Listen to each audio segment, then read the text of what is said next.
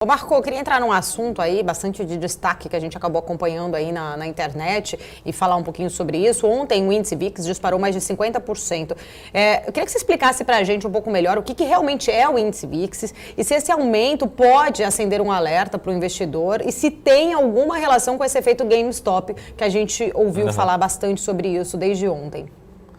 Bom, o indicador ele parece ser um indicador complexo, mas ele não é tão difícil assim, né? Na verdade, a sugestão é sempre que todo mundo, eu recomendo que todo mundo acompanhe, né, lá fora, mas os jornalistas às vezes trabalham como se fosse um indicador do medo, ou seja, quanto maior ele, né, quanto maior o indicador, maior a dificuldade de você projetar, de você prever os próximos passos, principalmente na Bolsa Americana, no S&P 500, né? Ou seja, quanto maior ele, maior a incerteza, maior a volatilidade esperada à frente para os próximos dias, né? E quanto menor, mais previsível e menos volátil os próximos dias, os próximos meses, a gente deve ter a Bolsa lá fora nos Estados Unidos. Ou seja, quanto maior, maior o risco, quanto menor, menor o risco ao longo dos próximos dias, ao longo das próximas semanas. Então, basicamente isso, quando tem um aumento muito repentino e muito forte, é que tem algum fator que está chamando atenção, né? Que mexeu no mercado, que realmente a incerteza nos próximos dias deve continuar maior. Ontem subiu muito forte, né, nesses últimos 2 dias, hoje vem caindo uma parte dessa alta, né? Então, é uma soma de fatores. Teve o efeito também dessas ações, né, desse movimento especulativo, principalmente por conta de pessoas físicas, que a gente vai comentar um pouco nesses fóruns, né? Tem trazido bastante incerteza e volatilidade para algumas ações, não só pelas ações, mas também acaba afetando também posições de grandes fundos, né?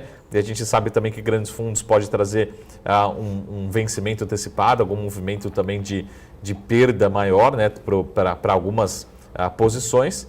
Mas a gente lembra também que teve o movimento do próprio Fed, né, do Banco Central americano, dando uma sinalização, né, talvez 2 sinalizações marginalmente negativas, né, ou seja, mostrando que a economia ainda precisa de estímulos, né, mas também ao mesmo tempo falando que não deve ter grandes estímulos pela frente, né, por parte do Fed, ou seja, a economia precisa de estímulo, ainda está muito fraca, mas a possibilidade do Fed continuar ou a injeção de liquidez continuar no montante que a gente viu no passado vai se reduzindo, né? Então o mercado acabou lendo como um tom negativo e trazendo volatilidade adicional, além de todos os fatores que a gente acabou de citar, né? Então é uma soma de fatores, mas principalmente por conta de incertezas em relação ao ambiente econômico mundial, né?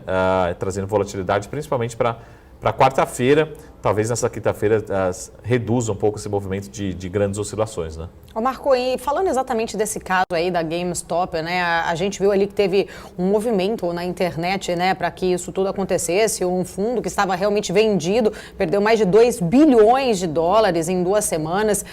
Na tua opinião, você acha, assim, a gente até ouviu algumas pessoas falando de que esse tipo de estratégia já estaria sendo usada essa estratégia em outros países. Você acha possível isso acontecer aqui no Brasil?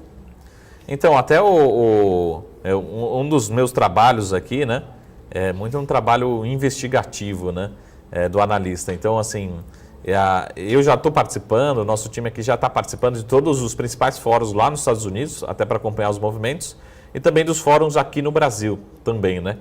Aqui no Brasil pode acontecer, né, mas a gente lá fora, pelo menos, a gente tem, de certa forma, uma maior participação de pessoas físicas, o volume é muito maior, e de certa forma uma maior coordenação.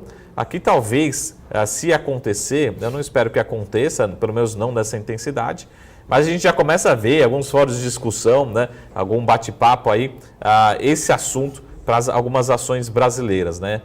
Mas lógico que esses movimentos, né, lembrando também que a gente sempre reforça, tem que tomar muito cuidado, porque tem gente que pode se aproveitar, ou seja, realmente ter um benefício desse movimento especulativo, mas tem muita gente que pode sair machucada.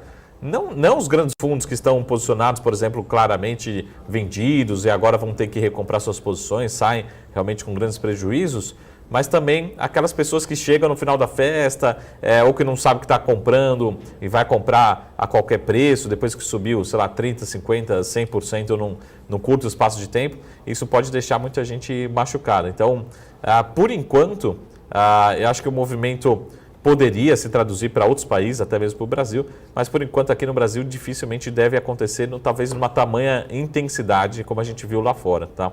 Mas como o assunto é tão grande, não tem né? como coibir isso, Marco, de alguma forma? Então, eu acho que a própria SEC, eu acho que ela tá de certa forma, entendendo muito esse processo, né? Porque lá fora, na minha opinião, se tivesse para ter alguma intervenção, acho que já deveria ter sido feito, né? Então, a própria SEC acho que está entendendo os movimentos, os fóruns, os debates, se precisa realmente mudar a regulação, ser rígido, enfim. Mas também, ao mesmo tempo, a gente tem que ter liberdade de expressão, comunicação, esses fóruns. Então, é uma discussão sempre muito quente, né? Muito calorosa, mas acho que tem que, em algum momento, isso ser feito, né? Não só pelo movimento de alta, mas também o movimento esse movimento especulativo trouxe, como você falou, prejuízos para grandes fundos, e fundos muito grandes. Então, a brincadeira do dia hoje, de ontem e de hoje, é o seguinte, é os sardinhas aí, as pessoas físicas dominando os grandes tubarões, né? Então, essa é a discussão. Mas, ao mesmo tempo, eu acho que é bacana esse movimento, porque mostra realmente o poder da pessoa física, a quantidade de informação, isso também é o lado positivo. E o lado negativo também é essa especulação de curto prazo. Então, não é só notícia negativa, não é só notícia positiva. Acho que a gente também tem que entender os dois lados aí, né, da moeda. Mas eu acho que, com certeza, os próximos dias, próximas semanas, vai ser de muito debate, de muito questionamento, o que pode ser feito, né, também para não só coibir, para diminuir talvez esse tipo de movimento, mas também para continuar a liberdade de expressão, de fórum, de debates também, isso é muito importante. Então, é uma discussão que tem que ser feita, tem que ser trazer para a mesa, para o debate, né? Então, acho que é um grande aprendizado para a SEC, para a CVM e para todo mundo, né?